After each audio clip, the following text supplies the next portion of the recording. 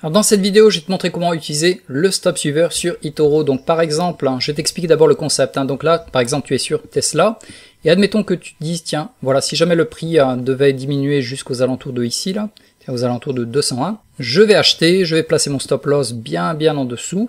Cependant, quand ça commence à bien monter, plus de, on va dire, 5% à 10% de gains, j'aimerais en fait que mon stop loss, il continue, en fait, il suive carrément mes gains. Donc si je te le montre avec mes mains, ça sera beaucoup plus simple à comprendre. Donc voilà, tu as acheté ici, ton stop loss est là. Par contre, tu veux que quand ça monte le prix, le stop loss il monte également à la même distance. Admettons que voilà, ton stop loss, il y a 5% de distance entre ton achat et ton stop loss. Si le prix il est monté de plus 10%, ton stop loss également il est monté au passage.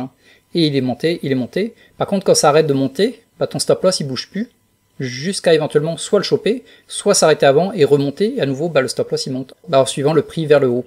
Donc c'est ce que l'on appelle le stop suiveur. Et d'ailleurs c'est une option que j'utilise de temps en temps sur une de mes méthodes d'achat. Donc on va prendre l'exemple de Tesla, on a dit qu'on achetait aux alentours de 200.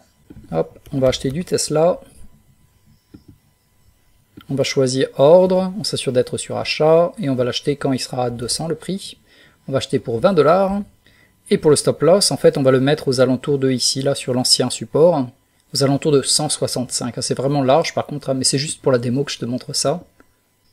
Donc on va choisir montant et on va le mettre à 165 et on va cocher cette case, donc le stop suiveur. Pour l'instant il est bien loin de mon achat, cependant en fait quand le prix va commencer à monter, là je peux modifier le prix de mon stop loss et toujours le garder en tant que suiveur, c'est-à-dire le faire rapprocher de mon achat, de manière à ce que si ça continue à monter, le stop loss il monte avec, et au contraire si ça chute, ça chope mon stop loss avec un beau profit. Éventuellement pour la vente avec profit on peut le mettre très loin, notamment aux alentours de 350. Donc je clique dessus et à nouveau on va choisir taux et on va le mettre à 350. Donc si on résume, je vais acheter quand ce sera à 200, ça veut dire plus bas que le marché. Je vais y mettre 20 $. Mon stop loss sera environ à 165.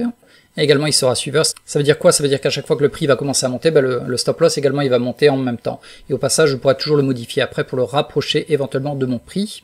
Et pour la vente avec profit, on va le mettre à 350. Donc je place l'ordre.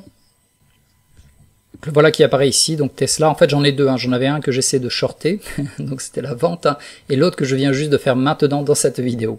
Et d'ailleurs au passage, si tu veux revoir la vidéo sur comment shorter le marché, donc ça c'est une des possibilités assez intéressantes de eToro, tu vas voir la vidéo qui s'affiche maintenant ici en haut à droite.